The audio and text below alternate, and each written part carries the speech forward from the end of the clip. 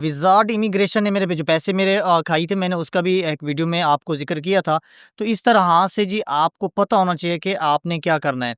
बाकी पासपोर्ट आप first of all अपना पासपोर्ट निकालें अभी। अपने पासपोर्ट के ऊपर फ़र्स्ट आपने एक पेज ओपन करें, उसके ऊपर आप ये देखें कि आपका फ़र्स्ट नेम और सेकंड नेम है, जिसको हम सरनेम भी कहते हैं। आप अभी चेक करें, अगर आपके पासपोर्ट के ऊपर सरनेम है, तो फिर कोई प्रॉब्लम नहीं है। अगर आपके पासपोर्ट के ऊपर सरनेम नीचे ऐड नहीं है ना, तो आपके लिए आगे वीज़ा प्रोसेस के लिए आपके लिए प्रॉब्लम हो सकती है, तो आप ना वो चेक कर लें, वो बहुत इम्पोर्टेंट होता है। यूरोप में जो कंपनी है ना, ये सरनेम को बड़ी वैल्यू देती हैं। फॉर एग्ज़ाम्पल मेरा नाम मोहम्मद यासिर है और मैं जी मेरा खाली लिखा हुआ है जी पासपोर्ट के ऊपर यासिर, तो वो मेरा सरनेम ऐड नहीं है। तो मेरा नाम होना चाहिए फर्स्ट पेज के ऊपर मोहम्मद यासिर, जैसे कि 2 खाने हैं, फर्स्ट में मोहम्मद और नीचे यासिर। इस तरह के आपका नाम होगा कंप्लीट, तो आप फर्स्ट ऑफ ऑल वो चेक कर लें। दूसरे भई पूछते हैं कि यार यासिर भाई कोड 95 के बारे में बताएँ, ये बाहर से कहाँ से और कैसे बनता है? भई बाहर से आपका ये नहीं बनता, आप अपने पैसों से अपने डॉक्यूमेंट लगा के बाहर कहीं से पोलैंड से आप किसी और कंट्री से आप बनवा सकते हैं। फॉर एग्ज़ाम्पल आप एक कंट्री में फ़ेल हो गए हैं, तो आपका आगे सेकंड प्रोसीजर जो है ना, आपने क्या करना है, वो फिर आपने उस कंट्री को चूज़ करें जहाँ से ना ईज़िली बनता है, तो आप वहाँ से करा सकते हैं। फर्स्ट आपका कंपनी भी करवा सकती है। अगर आप कंपनी को कहते हैं जी कोड 95 हमने खुद करके आपको देना है, तो कंपनी को इस बारे में कोई इश्यू नहीं होता कि कंपनी कहती है जी नहीं मैं खुद खुद आपको करवा के दूँगी। अगर आप कहते हैं कंपनी को कंपनी करवा के दे, तो कंपनी तो वैसे भी आपको करवा के दे रही होती है। लेकिन इसमें आपको चॉइस है, आप दोनों में से कोई भी आप करा सकते हैं। कोड 95 का जैसे मैंने आपको बताया है, कोड 95 यार आप कंपनी से करा सकते हैं या खुद से आपको कहीं से बाहर कॉस्टली है। फॉर एग्ज़ाम्पल कंपनी अगर आपका 700-800 यूरो में करवा रही है, 1200 1000 यूरो में करवा रही है, तो आपने अगर कोई आपको बंदा मिल जाता है बाहर से जो आपका 500 या 1000 या कुछ करा के आपको बनवा के दे सकता है, ये पॉसिबल हो सकता है। तीसरा जी लाइसेंस होना आपके पास ज़रूरी है और इंटरनेशनल लाइसेंस होना आपके पास ज़रूरी है कि नहीं है? देखिए इंटरनेशनल लाइसेंस एक इंटरनेशनल परमिट होता है जो आपको एक परमिशन देता है कि आप वर्ल्ड में पूरी दुनिया में कहीं भी जाएँ तो आप गाड़ी चला सकते हैं, तो वो आपका इंटरनेशनल परमिट हो। स्टार्टिंग में फॉर एग्ज़ाम्पल आप कहीं ऐसी किसी भी कंट्री में जा रहे हैं जी, वहाँ पे आपका लाइसेंस जो है ना कन्वर्ट नहीं होता। जैसे अभी कुछ कंट्रियाँ अभी भी हैं जिनमें अभी आपका लाइसेंस कन्वर्ट नहीं होता, तो वहाँ पे आपने जाके जी अपना जो आपके पास इंटरनेशनल लाइसेंस होता है, आपने उसके ऊपर आप गाड़ी चला सकते हैं, वो भी 1 साल के लिए। लेकिन इंटरनेशनल लाइसेंस होना आपके बाद बहुत ज़रूरी है, उसके बाद आपका आप अगर अभी देखें या आपको पता नहीं है, कुछ कंपनियाँ ऐसी हैं जब आप फर्स्ट टाइम उनसे अप्लाई करते हैं, तो वो कहते हैं जी अपना जो है ना इंटरनेशनल परमिट दिखाएँ, जिसको हम आईडीपी इंटरनेशनल लाइसेंस बोलते हैं ना, वो दिखाएँ। लाइसेंस आपका एक अलग चीज़ होती है, सेकंड पे आपका जो पासपोर्ट के साइज़ या पासपोर्ट की शेप का जो नज़र आता है, वो आपका इंटरनेशनल लाइसेंस होता है। पाकिस्तान में अभी उन्होंने सेम लाइसेंस के जैसे कर दिए, तो वो आपका इंटरनेशनल परमिट होता है, जिस पे आपने आगे गाड़ी चलानी होती है। एक भाई ने मुझे मैसेज किया, कहते जी नोवा लाइव के ऊपर आपने वीडियो बनाई है, अगर कोई भाई आपकी वीडियो देखकर वीज़ा लगवाता है, उसका वीज़ा रिजेक्ट हो जाता है, तो वो आपकी रिस्पॉन्सिबिलिटी होगी। मैं हर वीडियो में आपको कहता हूँ आप जाएँ, जाके पता करें।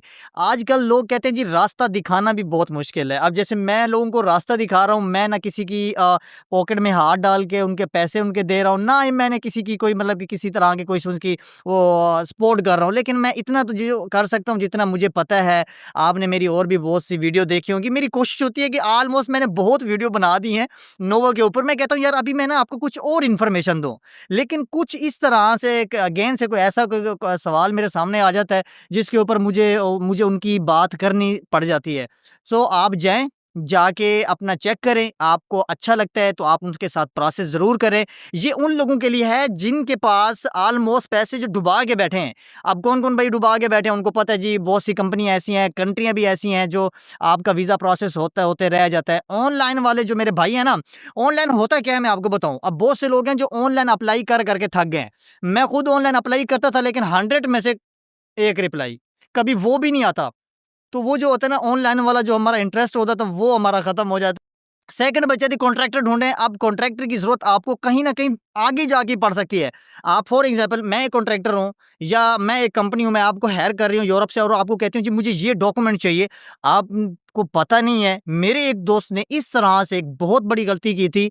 उसने जी अपना लिथुआनिया का प्रोसेस करवाया था। लिथुआनिया के प्रोसेस में थोड़ा और डबल लीगलाइज़, जिसको पीसीसी डबल लीगलाइज़ होती है, जो आप अगर कॉन्ट्रैक्टर को पैसे न देंगे तो वो जी बहुत लंबा टाइम जाती है, 2 से ढाई 3 महीने लिथुआनिया से जाती है, लिथुआनिया से कोरियर होके जाती है, वहाँ से जी आपका वहाँ से फिर वो स्टैंप लग के, एक पुलिस की स्टैंप लग के, इमिग्रेशन की स्टैंप लग के वापस आते हैं, तो ऑलमोस्ट आपका टाइम चला जाता है। तो कुछ कॉन्ट्रैक्टरों को आपको कहीं न कहीं ज़रूरत पड़ सकती है। तो मैं कहता हूँ कि यार आपको ज़रूरत तो पड़ती है, लेकिन अगर आपकी फाइल जो है ईज़िली है, आप खुद कर सकते हैं तो नो प्रॉब्लम। कुछ पेपर ऐसे हैं जो कॉन्ट्रैक्टर से ज़रूरत पड़ती है, तो फिर मैं अभी आपको यही रिकमेंड करूँगा कि आप अपनी फाइल कॉन्ट्रैक्टर से लगवा दें। लेकिन आपको हर कॉन्ट्रैक्टर का नहीं कहता कि जी आपका कोई दोस्त है, जानने वाला है, कभी भी नहीं। जो आपका दोस्त होगा ना, सबसे पहले आपको वही काटेगा। आपको वही काटेगा, क्योंकि ऑलमोस्ट आप उनके ऊपर ट्रस्ट कर रहे हैं। आपको जो वो दोस्त बना चुका होता है, तो आपके साथ रिलेशन में आने की कोशिश करता है। भाई आपको बहुत रिस्पेक्ट करता है, सपने आपको ऐसे-ऐसे दिखाता है कि आप कहते हैं जी यूरोप में है। यूरोप में सीधी बातें ही कोई नहीं बताता। अब एक भाई ने जो मुझे कमेंट किया, तो बहुत बुरा भी लगा और बाद में मुझे समझ भी आई कि यार अभी जो मेरे पैसे खा गए थे विज़ार्ड वाले, तो मैंने उनको ये तो नहीं बोला भाई को, "ओ भाई आपने मुझे गाइड किया था, नोआ वाले विज़ार्ड वाले मेरे पैसे खा गए हैं जी, आके पैसे लेके दें।" ऐसा नहीं होता कि अगर मुझे वो गाइड कर रहा है, एक रास्ता दिखा रहा है, मैं फिर आँखें बंद तो ना कर लूँ ना, और मैंने तो फिर जाके यार पता तो करूँ कि यार वाक़ई काम हो रहा है, नहीं हो रहा। मुझे उनके वीज़े चेक करने हैं, वीज़े कितने लगे हैं, उनके मैं ये चेक करूँगा कि यार रिजेक्शन कितनी आ रही हैं, ये काम वाक़ई ऑथेंटिक कर रहे हैं, जो लोग इनसे गए हैं, उनको किसी का एक कॉन्टैक्ट नंबर मिल जाए, जो ताकि मैं उसको कॉन्टैक्ट कर सकूँ कि यार आप यूरोप में किस कंट्री में बैठे हो, वाक़ई ये कंपनी, ये कंट्री काम कर रही है, ये कॉन्ट्रैक्टर काम कर रहा है कि नहीं कर रहा। आप ये आप कौन कर सकता है? ये आप कर सकते हैं, इन्वेस्टिगेशन करें। नोवा के ऊपर 100% आपको कहता हूँ, आप कहीं से भी आप पता कर लें, आपको रिस्पॉन्स अच्छा ही मिलेगा। आपके पास ना एक्सपीरियंस होना बहुत ज़रूरी है, कम से कम 1 साल का।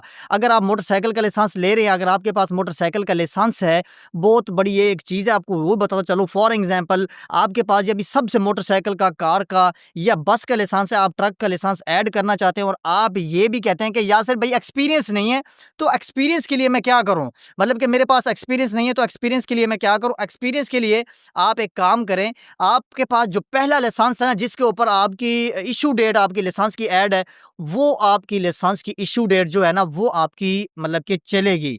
मैं फॉर एग्ज़ाम्पल, मेरे पास का मोटरसाइकिल का 2020 का लाइसेंस था और मैं जी 2024 में आके मैंने हैवी ट्रक का लाइसेंस लिया, तो कंपनी आगे भी और मैं उसको शो करा सकता हूँ कि मेरा 4 साल पुराना एक्सपीरियंस है।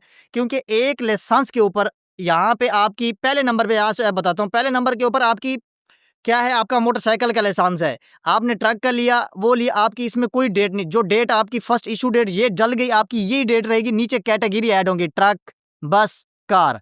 डेट आपकी सेम वही होगी। आप इसके बाद 4 साल के बाद, 5 साल के बाद, 10 साल के बाद इवन लाइसेंस जो लेना, आपकी इश्यू डेट जो होगा वो पहली रहेगी, बाकी आपकी कैटेगरी नीचे ऐड हो जाएँगी। तो वो आप एक्सपीरियंस में शो करा सकते हैं। लेकिन एक्सपीरियंस का मतलब ये नहीं है कि आपके लाइसेंस के ऊपर इश्यू डेट हो रही है और आपके एक्सपीरियंस है। एक्सपीरियंस के साथ आपको गाड़ी चलाना भी आना चाहिए, आपको रिवर्स पार्किंग आनी चाहिए, आपको इंग्लिश आनी चाहिए, आपको पता हो कि मैं फ़ाइल यूरोप की लगा रहा हूँ, यूरोप के बारे में भी आपको थोड़ा-सा पता हो।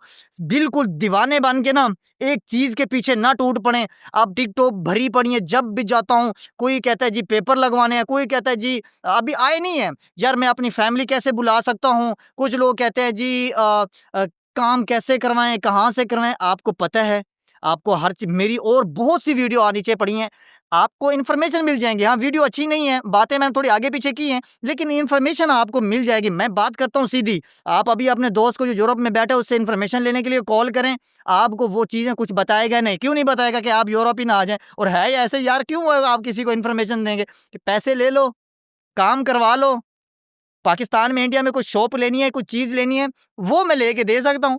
इन्फॉर्मेशन नहीं दूँगा, क्यों? क्योंकि आप यूरोप आ जाएँगे। तो आपको ये सारी चीज़ें कौन बताता है? मैं बताता हूँ देसी हिसाब से, देसी टाइप से, बिल्कुल सादा और सिंपल हिसाब से आपको बताता हूँ कि आपने किस तरह से आना है, क्या-क्या चीज़ें आपको रिक्वायर्ड होती हैं और किस तरह से आपने ये सारी प्रॉपर फ़ाइल जो आपने कैसे करानी है। जो आपको बता रहा था ना यार, आप कॉन्ट्रैक्टर से क्यों काम करो, उसकी एक बहुत बड़ी वजह है।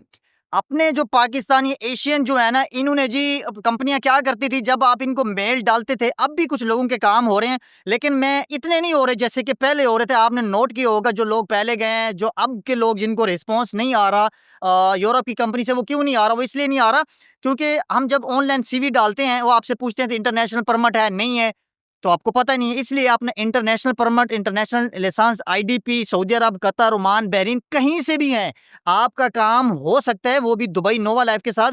और दूसरा ये है कि मैं आपको कॉन्ट्रैक्टर के क्यों सजेस्ट कर रहा हूँ। पहले तो मैं किसी कॉन्ट्रैक्टर का आपको नहीं कहता, मेरी वजह से आपने जाके किसी ऐसे बंदे को जाके जी अपनी फाइल ना लगा दें, बाद में पता चले जी आपके पास आपका पैसे वैसे सब लेके भाग गया और बाद में बोले भाई यासिर भाई पैसे गए। मैं वो चीज़ आपको नहीं गाइड करता, एक बंदे का कहता हूँ, आपको पता है हर वीडियो में कहा है, इसमें भी नाम ले रहा हूँ, वहाँ से जाके काम करवाएँ। अच्छा, दूसरी चीज़ ये है, कॉन्ट्रैक्ट जो आपको कंपनियाँ इसलिए आपको ऑनलाइन हायर नहीं कर रही, क्योंकि अब एक कंट्री एक-एक बंदे को चूज़ करती है, 10 बंदे उसने उनको चाहिए थे, 20 चाहिए होते, तो एक-एक बंदे को कैसे वेरिफाइड करे कि यार कितना ऑथेंटिक है। इसलिए जो उन्होंने आप भी कॉन्ट्रैक्टरों को, जो कंपनियाँ यूरोप, उन्हें कॉन्ट्रैक्टर को बोल दिया जी, कि कॉन्ट्रैक्टर जो है ना, ये हमें बंदे ढूँढ के वेरिफाइड करके दें, जो बंदे इंडिया में, पाकिस्तान, सऊदी अरब, ओमान, कतर, बहरीन बैठे हैं। अब ये वो लोगों को ही क्यों चुन रहे हैं जो ऑलरेडी बाहर बैठे हैं? आप पाकिस्तान को, इंडिया को क्यों चांस नहीं दे रहे? क्योंकि जो पाकिस्तान के रूल्स और ट्रैफिक और यहाँ पे रोड है ना, वो अलग हैं थोड़े से। यूरोप के और सऊदी के, दुबई, कतर, ओमान, बहरीन, जो भी ये कंट्री है ना, इनको वो कहते हैं उठाते हैं। तो उनको क्यों उठाते हैं? उनका थोड़ा-सा रूल टाइट है। आप सऊदी अरब में जाएँ जी, प्रॉपर पढ़ाते हैं, आपको लाइसेंस लेने में कितना टाइम लग जाता है, तो कोई वो सीन नहीं। आपने वहाँ से भी प्रॉपर लाइसेंस लेके आते हैं और यहाँ पे भी आपके प्रॉपर लाइसेंस लेते हैं, तो 1 साल का एक्सपीरियंस आपके पास गाड़ी का होना चाहिए, वो भी गल्फ़ का। गल्फ़ का एक्सपीरियंस इसलिए माँगते हैं कि ऑलरेडी वो काम कर रहे हैं, उस कंडीशन में जो वहाँ पे प्रॉब्लम है, वो यहाँ पे आपके उसको फेस कर सकते हैं। तो इसलिए जीसीसी का लाइसेंस वैलिड होता है, माना जाता है, इसलिए 1 साल का एक्सपीरियंस माँगते हैं। आप कोई भी लाइसेंस ले रहे हो, आप बाद में 4 साल, 5 साल बाद लाइसेंस लोगे, तो वो आपके जो वैलिड डेट है ना, वो पहले वाली शो होगी। हाँ, एक होता है जी एक्सट्रैक्ट पेपर।